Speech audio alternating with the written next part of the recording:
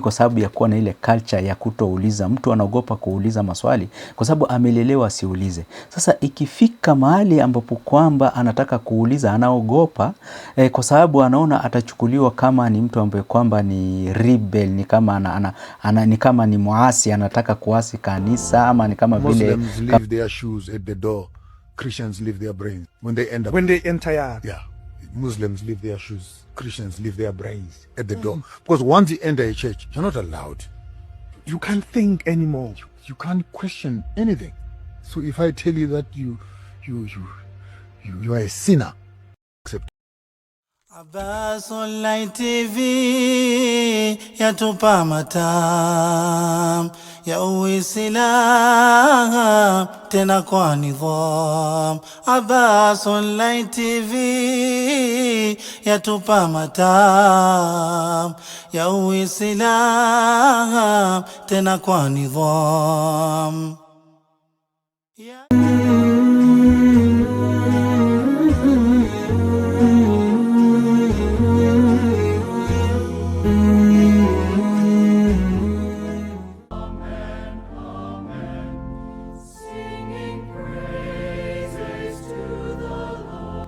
Muslims leave their shoes at the door, Christians leave their brains when they enter. Yeah. Muslims leave their shoes, Christians leave their brains at the door. Because once you enter a church, you're not allowed. You can't think anymore. You can't question anything. So if I tell you that you are a sinner, accept it.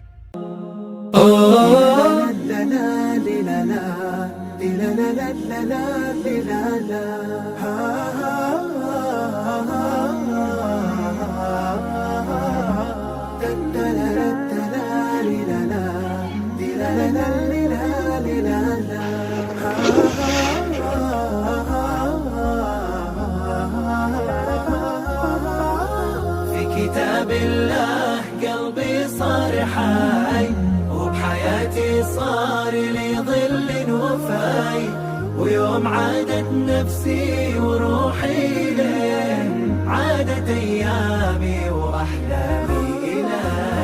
في كتاب الله قلبي صار حي، وبحياتي صار لي ظل وفاي، ويوم عادت نفسي وروحي ليه، عادت أيامي وأحلامي.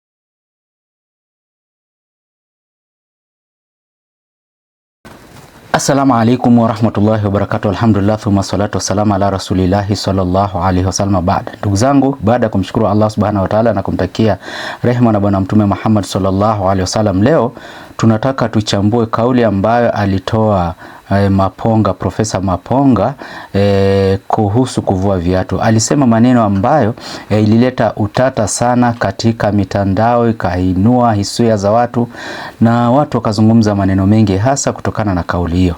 Kauli aliyotamka ni hii. Alisema kwamba Waislamu huvua viatu kabla ya kuingia misikitini na Wakristo huvua akili yao wanapoingia kanisani. Kwa hiyo hii kauli wengi hawakufurahia, hasa miongoni mwa Wakristo, lakini kiuhakika ni kwamba hawakumuelewa vizuri Maponga alikuwa anakusudia nini. Ndio kwa leo nataka tuichambue kauli hiyo, yeye kusema kwamba Waislamu huvua viatu vyao wanapoingia misikitini na Wakristo huvua akili yao wanapoingia kanisani. Je, ilikuwa ni kuwakashifu Wakristo? Na upande wa pili, je, ilikuwa ni kuwasifu Waislamu ama ilikuwa vipi? Katika misikiti nyingi, kitendo cha kuvua viatu ni kitendo cha heshima unapoingia katika nyumba ya Mwenyezi Mungu Subhanahu wa Ta'ala. Na vile vile kitu kingine ambacho kwamba inafaa tuelewe ni kwamba kitendo hicho ambacho kwamba Waislamu wanafanya si heshima tu, lakini vile vile ni moja katika sheria za Mwenyezi Mungu Subhanahu wa Ta'ala.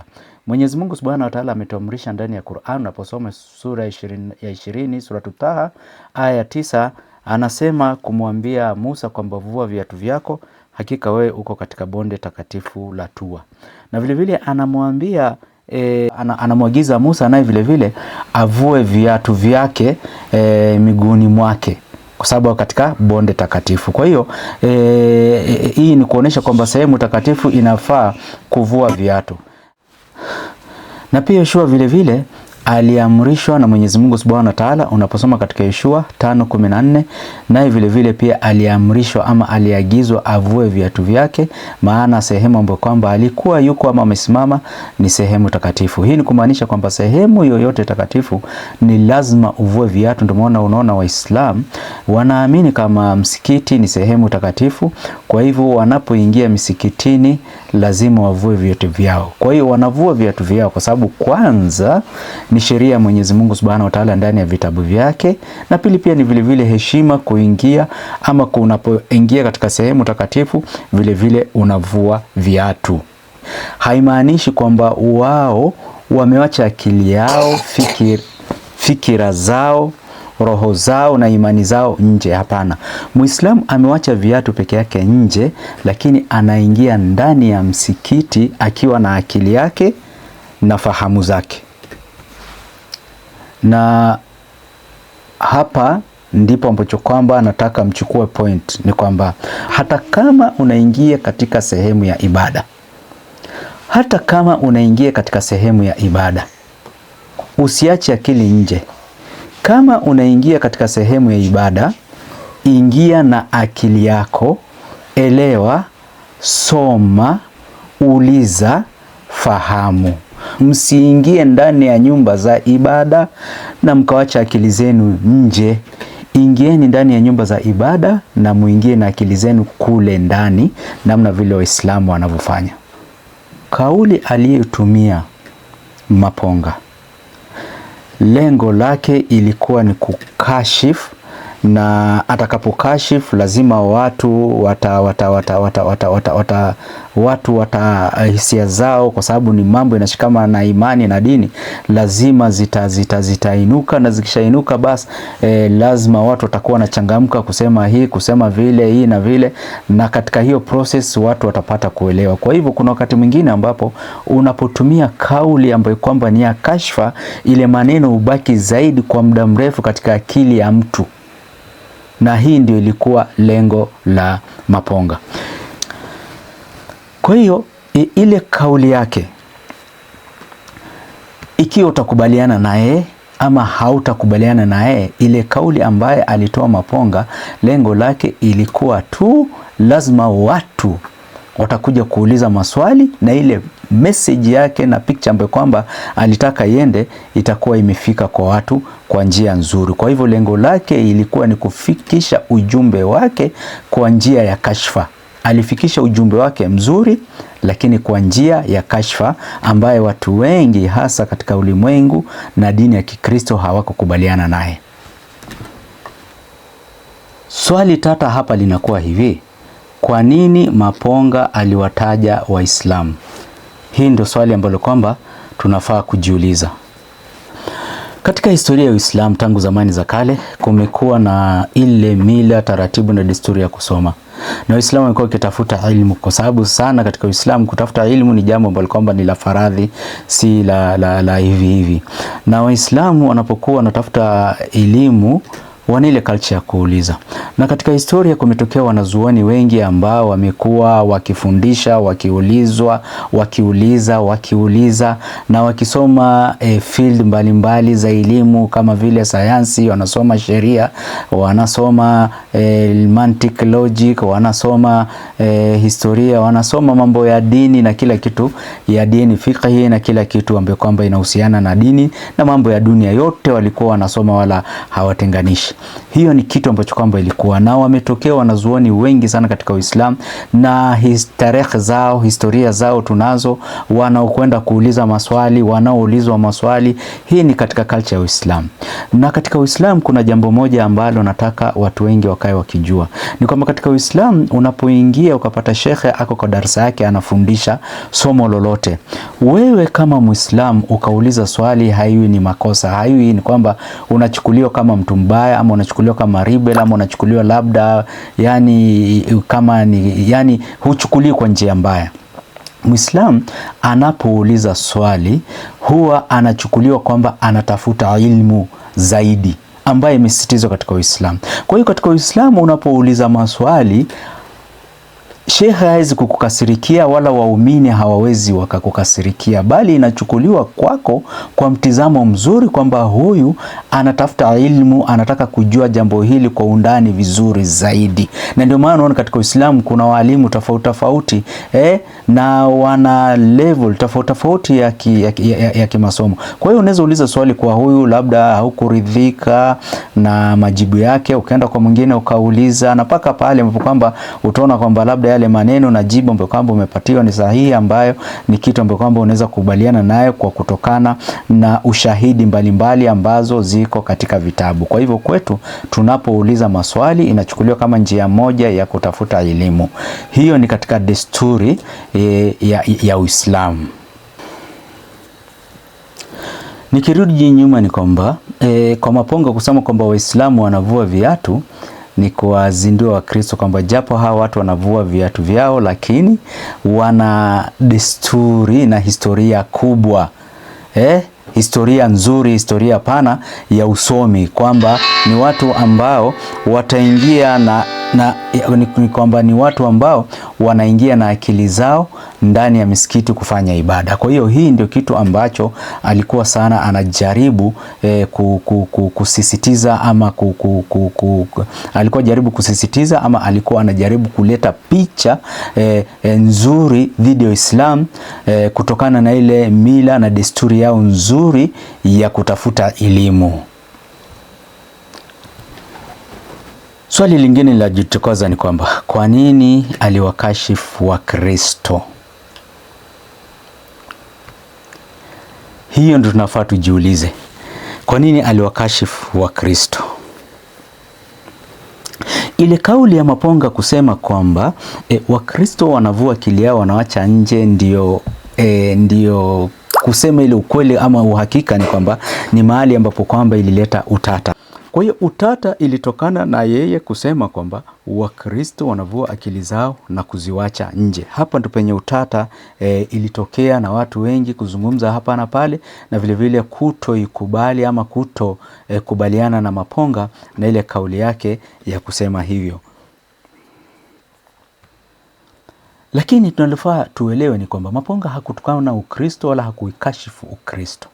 Maponga kitu ambacho kwamba, kwa sababu ukisikiza statement yake vizuri, ni kwamba ukiingia kanisani huruhusiwi kuuliza swali. Kwa hiyo point yake ni kwamba alikuwa anakashifu ile desturi ya wao kuingia kanisani, kuketi, kusikiliza bila kuuliza swali lolote.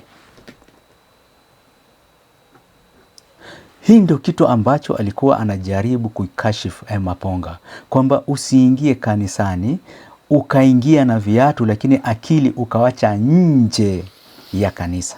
Lakini unapoingia kanisani, ingia na vile vile ingia na akili yako. Ukiambiwa kitu usikubali tu kila kitu.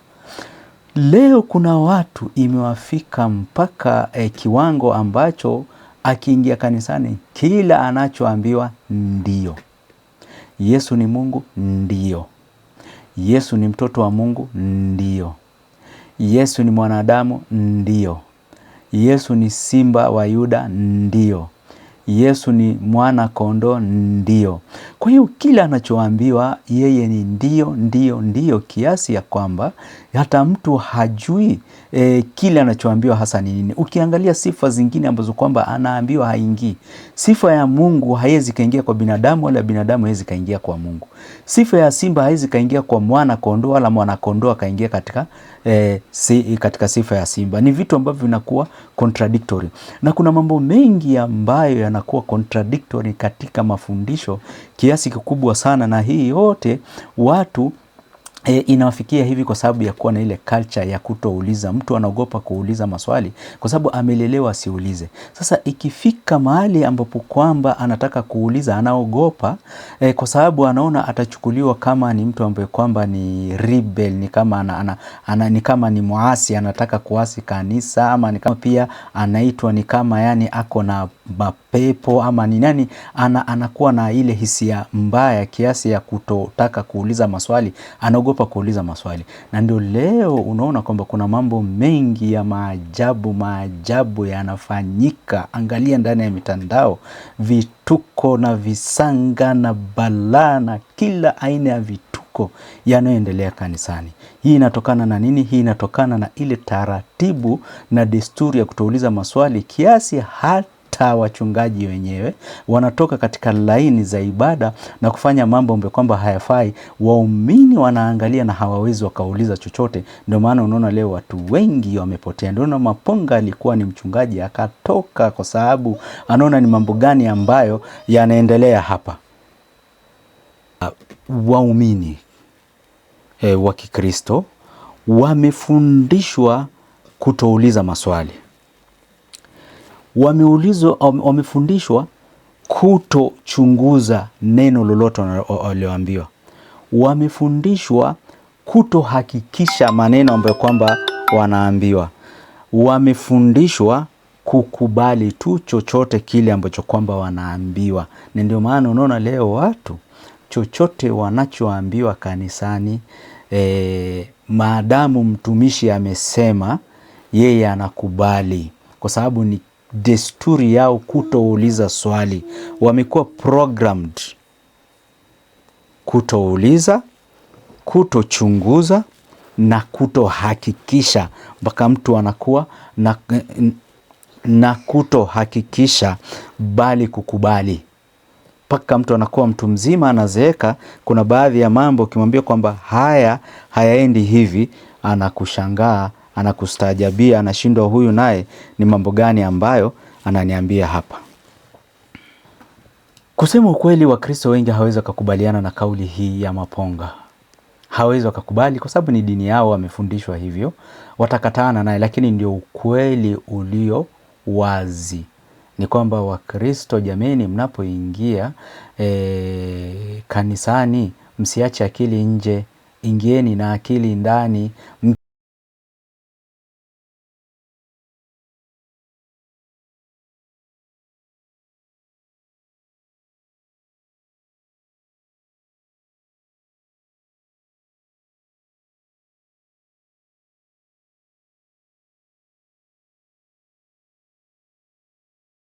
Unachoambia ndio, wewe mpaka hata ujielewi. Unakuja kuambia Yesu ni Mungu na amekuja kukukufia. Tangu lini Mungu anakufa? Unakuja kuambia kwamba Yesu amekuja amekukufia kwa ajili ya dhambi zako, bi maana amechukua dhambi zako. Na wewe unaenda kanisani kila siku unaomba Mungu nisamehe dhambi zangu. Sasa dhambi gani asamehe na dhambi gani ambazo Yesu alizisamehe ama alizichukua? Kwa hiyo inakuwa ni contradiction. Na hii yote ni kwa sababu uulize maswali. Kwa sababu kuuliza maswali utawauliza lazima kwamba wapi ni dhambi gani Yesu alikufia na ni gani mimi naomba. Hakuna jibu. Kwa hiyo lazima ukuweko hivyo. Lazima uprogramiwe kwamba usiulize maswali. Ndio hii culture ambayo ni mbaya. Mimi kitu ambacho kwamba ningependa kushauri ni kwamba tuwe na ile desturi ya tunapoambiwa kitu tuulize maswali ili kwamba tusipotee njia. Unapokosa kuuliza maswali, kupotea njia ni rahisi, lakini unapouliza maswali kupata njia ni rahisi. Nikimalizia ni kwamba, je, Maponga alikuwa anawakashifu wa Kristo? Jibu ni la. Maponga alikuwa hawakashifu wa Kristo. Alichokuwa anafanya Maponga ni kwamba alikuwa anajaribu kukemea ile desturi ya watu watu kufuata imani kwa njia ya upofu bila kujua. Wewe unapoingia kanisani, kila unachoambiwa ndio, huulizi wala hauhakikishi. Hii ndio kitu ambayo kwamba alikuwa anajaribu kuweka wazi. Japo ameitoa meseji hii kwa njia ambayo kwamba ni ya utata, lakini pia vile vile ujumbe wake uko wazi. Ujumbe wake ni nini? Ujumbe wake ni kwamba tuwe ni watu ambao tuko na tabia ya kufuatilia kitu, kujua, kuuliza na kuhakikisha mambo namna vile Waislamu wanavyofanya. Kumbukeni kitu kimoja, kwamba elimu hukuzwa kwa kuulizwa maswali. Unapouliza utapata kujua zaidi. Assalamu alaikum wa rahmatullahi wa barakatuh.